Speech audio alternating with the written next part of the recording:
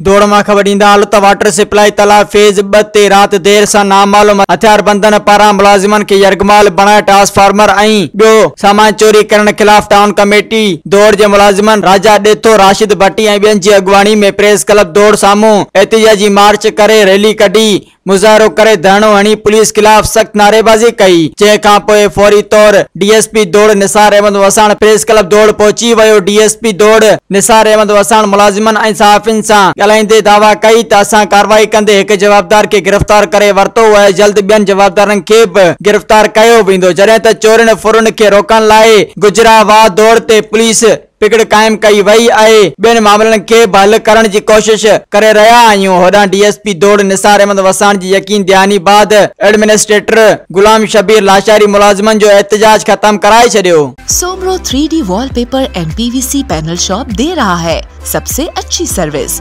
बेहतरीन क्वालिटी के आला मयार वॉलपेपर और सीलिंग खूबसूरत डिजाइन और कलर्स में दस्तयाब है। हर किस्म के पीवीसी वॉलपेपर्स और सीलिंग लगवाने के लिए हमसे राब्ता करें। हैदराबाद, कासिमाबाद, लतीफाबाद, जामशोरो, मीरपुर खास और सिंध के मुख्तलिफ शहरों में सर्विस मौजूद है। Soomro 3D wallpaper and PVC panel. राब्ता नंबर रंजन अली सोमरो 0333 370 2516, व्हाट्सएप 0333 370 7886।